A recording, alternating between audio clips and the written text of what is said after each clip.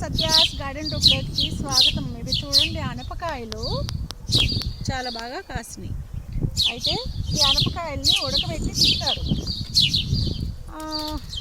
ఇవి కడప, రాయలసీమ వాళ్ళు ఎక్కువగా తింటారు అన్నమాట. అటు సైడ్ ఎక్కువ పంట ఉంటాయి, తింటారు.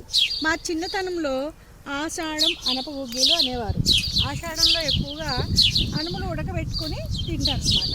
అప్పుడు ఈ కాయలు ఉండవు, వీటి సీడ్స్ని ఉడకబెట్టి తింటారు. కంపల్సరీ ఆషాఢంలో అనప గుగ్గిలు తినాలని చెప్పేసి ఇంటింటికి కూడా తెచ్చి అమ్మేవారు అన్నమాట. అప్పట్లో ఆషాఢం అనప గుగ్గిలు అని చెప్పి అమ్మేవారు. కంపల్సరీ ఆషాఢంలో అనప గుగ్గిలు తింటారు.